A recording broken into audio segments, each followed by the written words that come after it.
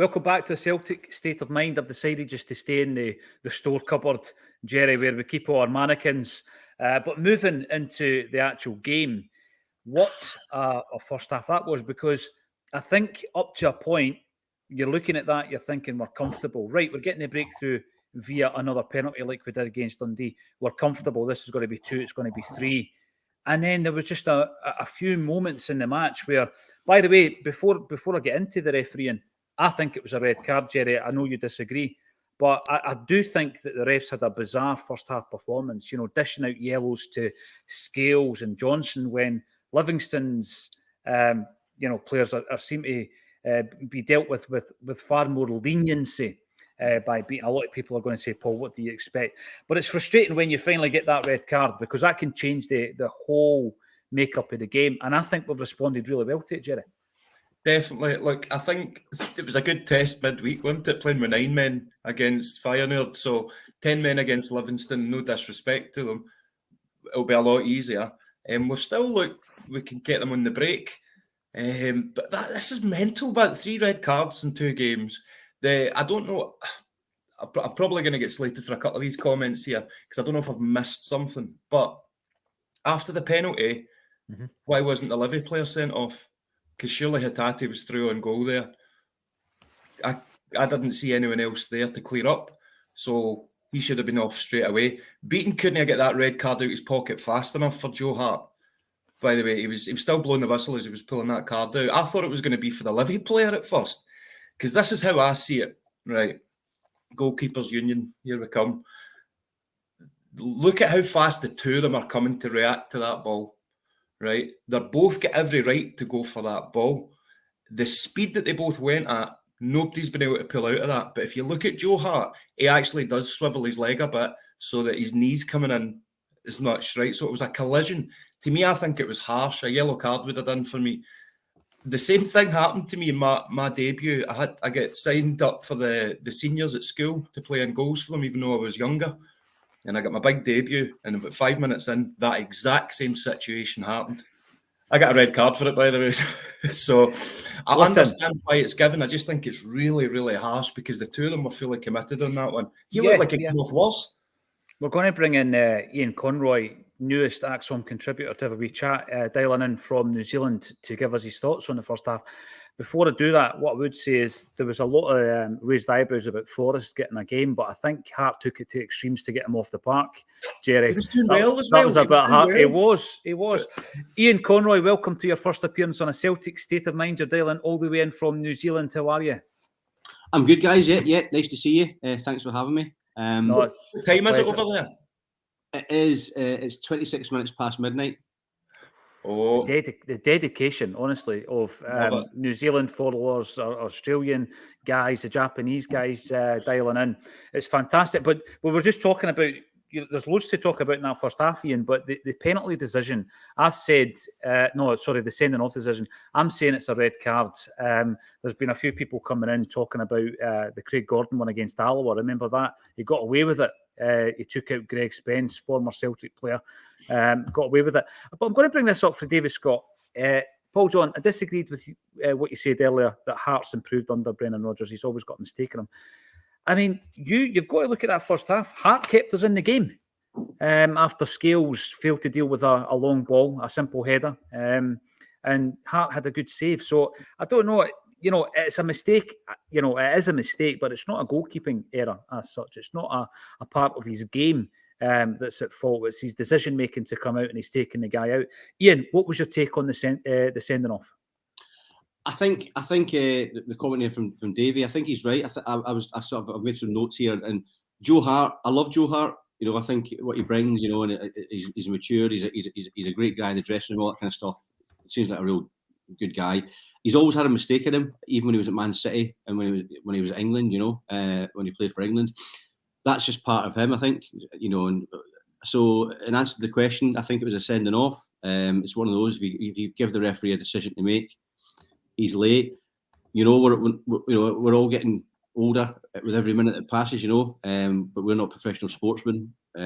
Joe is, and I think 2 in a week. It's one of those things. Sometimes it's like it's when you have a bit run of bad luck, it kind of happens, and it's sometimes it might seem unfair, but I think maybe things are catching up with Joe a little bit, and these little things are going to keep creeping in. I hope they don't, but perhaps this is an opportunity now for Scott Bain. The same time Brendan was here last time, he got an opportunity, and Sean, he's not really had a chance. He's not really had a look in since Brendan was here last time. So I'm not kicking any of our players. I'm not trying to sort of do Joe Hart down. I love the guy, but I think it was a mistake on his part. He was just that a wee bit too late. And we've paid the price for it. It's a shame as well because James Forrest I thought was playing really well. He does well against Livingston, so it curtailed his game. So he's probably going to give Joe Hart dead arms, dead legs in the dressing room at half time. Yes. The thing is, Ian, I don't consider us a dirty team, but we've now had like 3 red cards in about 50 minutes of football. When was the first red card against Feyenoord? Was it into the 60th minute, maybe? So, it seems to be just a moment of madness. But again, I go back to the situation at Ibrox where Simunovic was sent off and straight away Rodgers just gets sparked into action and he's got to start making decisions and being a leader and a tactician, and he calls Callum McGregor over. And I think we've actually dealt, Jerry, with the adversity of losing a man. And it's no ideal. It might get telling nearer the kind of end of the game in the second half. But in terms of the way that we've approached the game, there's certain points that first half, I wouldn't think we were down to 10 men. I think we've dealt with it really well. I think so too. And do you guys think like Brendan Rodgers kind of enjoys it when we go down to 10 men? Because it always cuts to him and he's always like, right, this is it. I've been planning for this day. Like, he'd love to come off the park saying, we just stand down with 10 men, 9 men, whatever. But he's definitely got a plan B, plan C, whatever. It didn't... They always talk about this. Sometimes it's hard to play against a team with 10 men. Mm-hmm. You're playing against a team with 10 men that aren't going to defend either. Celtic aren't just going. So what do Livy do now? Do they open themselves up? It must be a bit of a nightmare for a manager. Like, how do you play against this Celtic side with 10 men now? How are they going to play? So it's going to be an interesting one. I've got confidence because, like I said earlier, against with 9 men against Feyenoord, we did all right. But what is happening to us right now, right? We're losing. Every time we sign a player, they get injured. Anytime someone signs a new contract, they get injured. Anytime our goalkeeper starts to find form, he gets sent off. It's a roller coaster.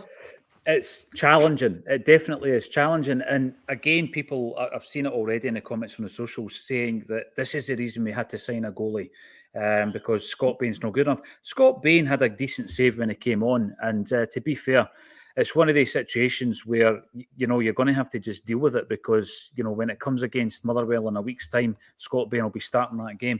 Stephen Sloan, I'm going to have a heart attack watching this, says Stephen. Beating it and VAR are a joke with some of the decisions. Hart should have just headed it out. Yeah, he should have. And Paddy Lavery, Hart or Gordon for the worst kung fu kick. I do remember Gordon's one. Paul McLean, Celtic may have to play Livy at their own game in the second half.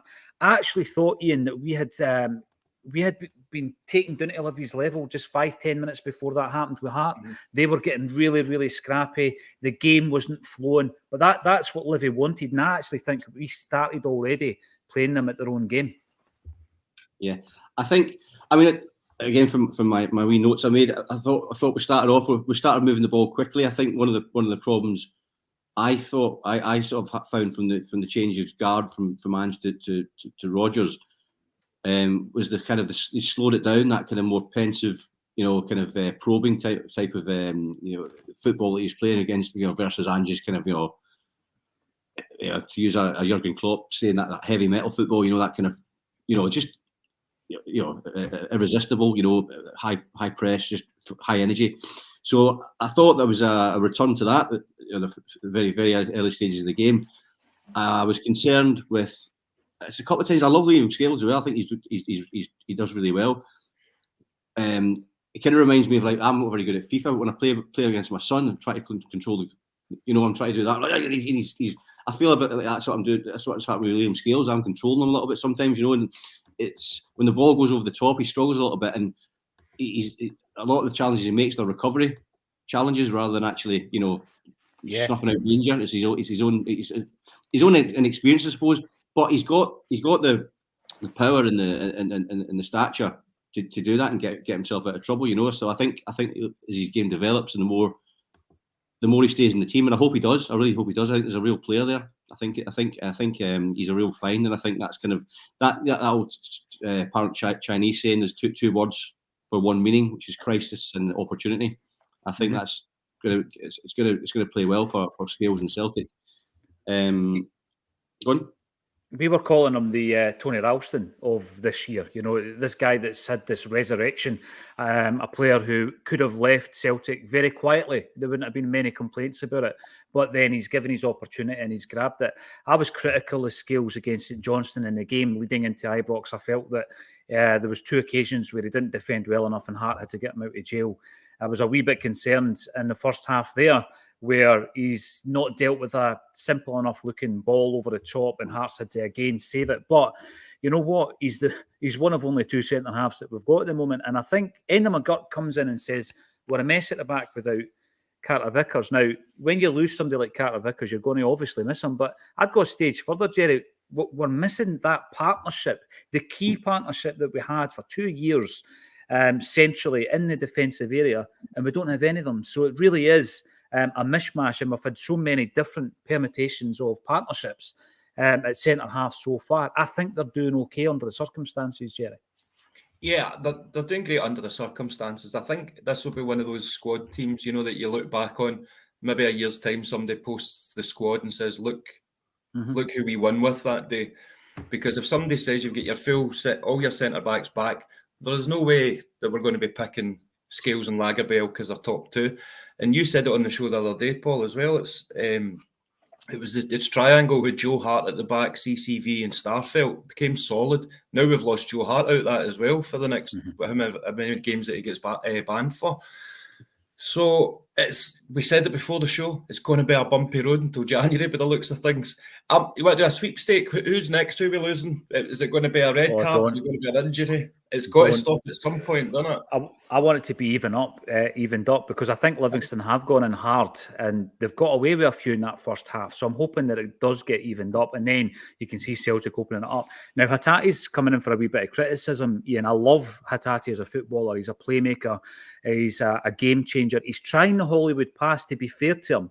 It's not coming off, but that's the kind of moment that can get us that second goal that can cut through this Livy defence. What's your thoughts on him? He's not back to his best. He's nowhere near back to his best, but he is trying to create, isn't he? Yeah, I think I've actually stilled this, and I know what the problem is. He needs to get the blue mouthguard back. He's got a red mouthguard, and I think it's maybe kryptonite in it or something. I don't know, but it seems to be kind of its marked change in him. Joking aside, yeah, I don't know whether it's his head gone, he's elsewhere, or whether he's not fully fit. But he doesn't seem he's not that dynamic kind of aspect to his play. You're right, he's tried to play through a couple of sort of Hollywood balls through the lines, and had they worked, you know, we'd all be standing and applauding. You know, obviously, but at least he's trying them. At least he's still. So, who knows what happens backstage? You know, or in the dressing room. But he's certainly not the player he was last season. Whether he just needs some time to sort of get back into it and into the swing of things, I don't know. But it's a shame, really, because he's a class act. He really is a class act. And yeah, I might try and we should maybe sort of float that one about the gumshoe, get the blue one back in. And, or maybe even, you know, we can chip in and get him a green and white hooped one, Ian, and we'll get that sent into the park as well. But Hatate's goal, he wins the penalty, he scores the penalty. Separates the sides. The sides are half kicked off the second half, so we're going to go back to the action. Thank you, 1,100 of you live joining the stream there in the first half. It's been a wee bit ropey, as Jerry says, but Celtic are still ahead, and hopefully we can get the win here at the Tony Macaroni just as Liam Scales clears a header. It's going to be backs to the wall stuff. Join us at full time where Ian, myself, and Jerry will hopefully be talking about another victory. Thank you all for joining us, and thank you to Jerry Taylor and Ian Conroy for joining me on A Celtic State of Mind.